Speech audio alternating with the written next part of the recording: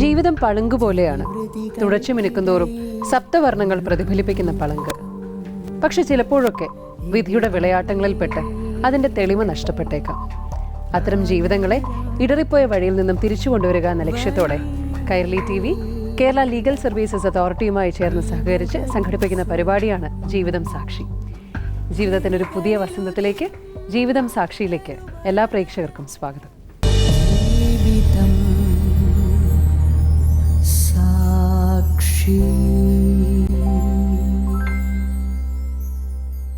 നിരവധി കഥാപാത്രങ്ങളിലൂടെ മലയാളിയുടെ കണ്ണും മനസ്സും നിറച്ച ഏവർക്കും പ്രിയങ്കരിയായ ഷീലാമ്മയാണ് ജീവിതം സാക്ഷിയുടെ അവതാരക.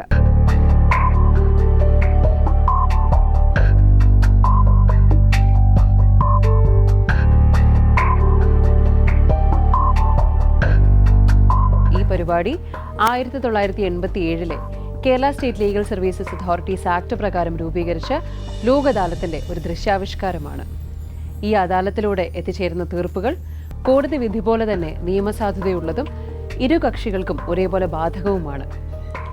ജീവിതം സാക്ഷിയിൽ നമ്മളോടൊപ്പം Kerala state legal services authority അഥവാ കെൽസയുടെ ഒരു പാനലുണ്ട്. അംഗങ്ങളെ പരിചയപ്പെടാം. ശ്രീ രത്തൻ കുമാർ രാജാറാം കമ്മത്ത് 26 വർഷം കേരള ജുഡീഷ്യറിയിൽ ന്യായാധിപനായിരുന്നു. സിവിൽ, ക്രിമിനൽ, കുടുംബ കോടതികളിൽ സേവനമനുഷ്ഠിച്ചു.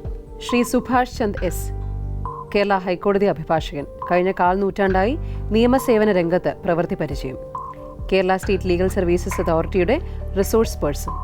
ശ്രീമതി മീര എസ് സോഷ്യൽ വർക്കറും കൗൺസിലറും. കഴിഞ്ഞ ഏതാനും വർഷങ്ങളായി കെൽസയുമായി സഹകരിച്ച് അദാലത്തുകളിൽ പ്രവർത്തിക്കുന്നു. ഇപ്പോൾ സ്കൂൾ കൗൺസിലറായി സേവനമനുഷ്ഠിക്കുന്നു.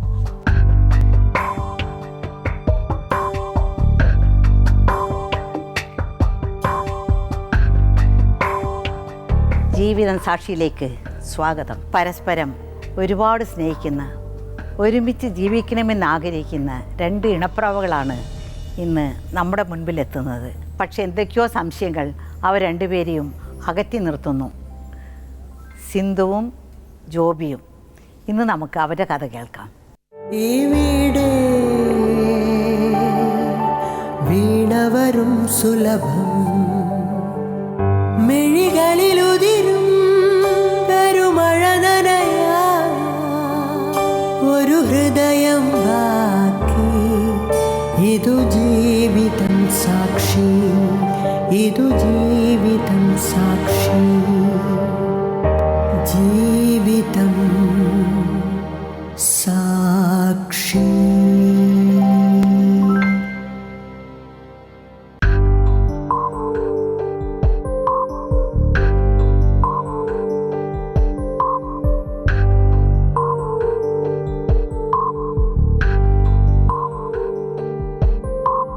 പേരെന്താ? സിന്ധു. സിന്ധു. ഏതാ സ്ഥലം? കാഞ്ഞിരപ്പള്ളി താലൂക്കിൽ പാറത്തോട്, കോട്ടയം ജില്ലയാണല്ലേ. എന്താ ഹൗസ് വൈഫാണോ? വർക്ക് ചെയ്യുന്നുണ്ടോ? സ്കൂളിൽ 1 മുതൽ 4 വരെയുള്ള കുട്ടികൾക്ക് ആയിട്ട് ജോലി ചെയ്യുന്നുണ്ട്. എത്ര പിള്ളേരുണ്ട്? എനിക്ക് 2 കുട്ടികൾ, ആണും ഒരു മോളും. എത്ര വയസ്സുണ്ട്? മോന് 7 വയസ്സും മോൾക്ക് 5 വയസ്സ്. പിന്നെ സിന്ധുവിൻ്റെ ഹസ്ബൻഡ് എന്താ ചെയ്യുന്നത്? ഡ്രൈവറാണ്. സിന്ധുവിന് എന്താ പറയാനുള്ളത്? 6 മാസമായിട്ട് ഭർത്താവിന് വേറൊരു ബന്ധമുണ്ട്. അപ്പോൾ എൻ്റെ അമ്മയുടെ അനിയത്തിയാണ് ഭർത്താവായിട്ട് ഈ ബന്ധത്തിൽ ഉള്ളത്. 2 വീട്ടിലാണോ താമസം? 6 മാസമായിട്ട് 2 വീട്ടിലാണ് താമസിക്കുന്നത്. സിന്ധു ആരുടെ വീട്ടിലാണ് താമസിക്കുന്നത്?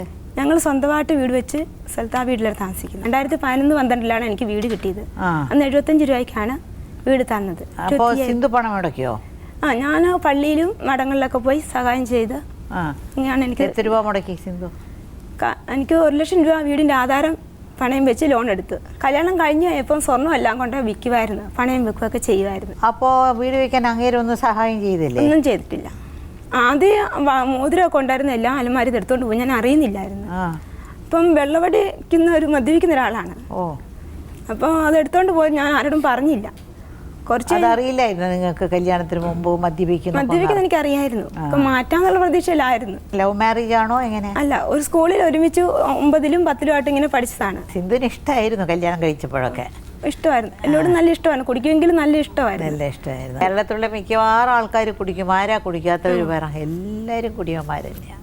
എല്ലാവരും കുടിക്കും. കുടിക്കാൻ മാത്രമല്ലേ വായിൽ ഇവിടെ വെക്കുന്ന സാധനവും വെക്കും. കല്യാണം കഴിഞ്ഞ മുതലേ അങ്ങനെയായിരുന്നു. അതിന് മുമ്പുള്ളതാണ്. അപ്പൊ ഞാൻ ചോദിച്ചത് തന്നെ ഇങ്ങനെ വെക്കുന്ന ഇത് രാത്രി വണ്ടി ഓടിക്കുമ്പോൾ ഉറക്കം വരാതിരിക്കാൻ വെക്കുന്നതാന്ന് പറഞ്ഞു. ആണോ? അപ്പോ അസുഖം വരുമ്പോ അതൊന്നും ഉപയോഗിക്കാൻ പാടില്ല പറഞ്ഞിട്ടുണ്ട്. ഞാൻ പറഞ്ഞു ക്യാൻസർ തൊണ്ടയ്ക്കൊക്കെ വരും എന്ന് പറഞ്ഞു. എനിക്കല്ലേ വരും, നിനക്ക് എന്നാ കുഴപ്പമെന്ന് ചോദിക്കും. ഇനി ഇന്നലെ വരെ പിന്നെ ജീവിതം ഇങ്ങനെ സുഖമായിട്ട് പോയോണ്ടിരുന്നതല്ലാതെ പിന്നെ ഇപ്പോഴെന്താ പ്രശ്നം തുടങ്ങിയത്? ഇപ്പം ഈ പുതിയ വീട്ടിലോട്ട് താമസിക്കുന്നത് കഴിഞ്ഞ ജൂണിലാണ്.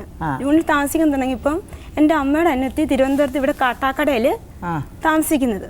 എൻ്റെ അച്ഛൻ്റെ ഒരു പെങ്ങളുണ്ട്. പെങ്ങളുടെ ഭർത്താവിനെയും കൊണ്ട് അവിടുന്ന് ഒളിച്ചോടി ഇവിടെ നിന്ന് താമസിക്കുക. ഇപ്പൊ സിന്ദൂര പ്രശ്നം എന്താ? ഇവിടെ വന്ന് 6 മാസമായിട്ട് താമസിച്ചു. ഇടയ്ക്കത്ത് വന്ന് താമസിച്ചു. അപ്പൊ ഇവരുടെ കെട്ടുവിന് കുടിയാന്നും പറഞ്ഞു വിട്ട് വീട്ടിലേക്ക് തിരിച്ച്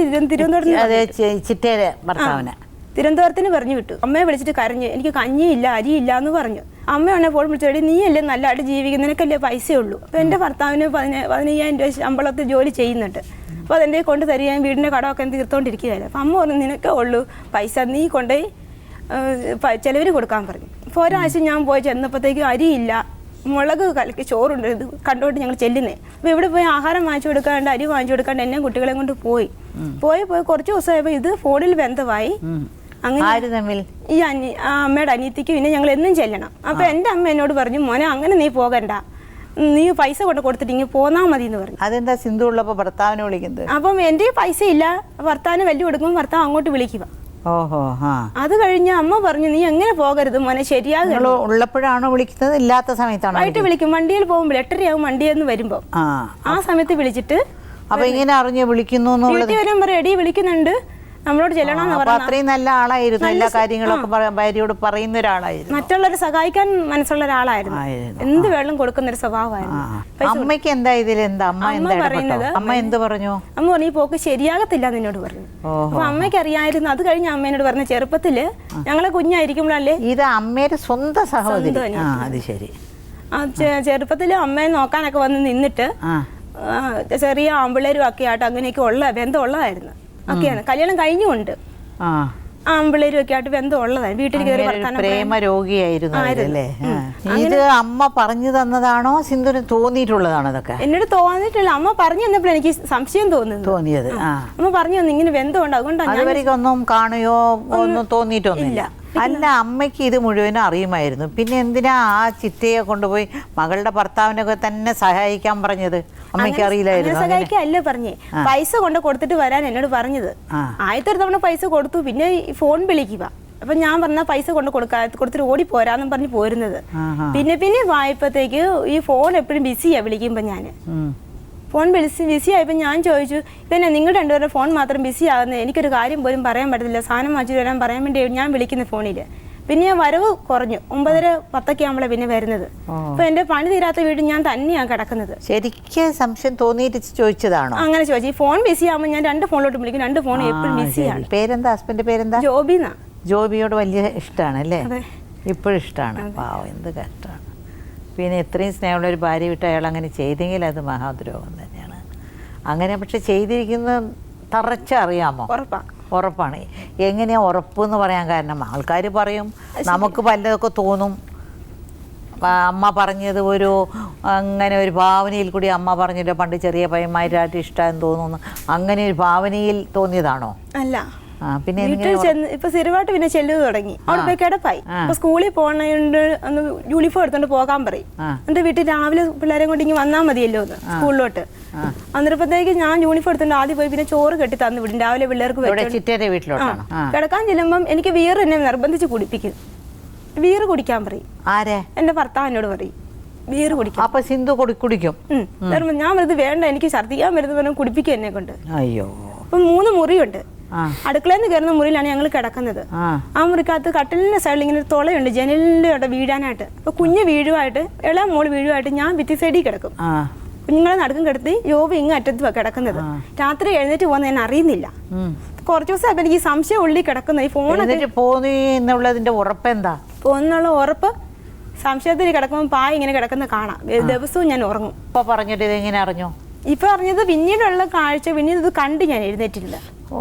നേരിട്ട് കണ്ടോ? കണ്ട് ഞാൻ എന്നിട്ട് ഞാൻ പോയി കിടന്നുറങ്ങി.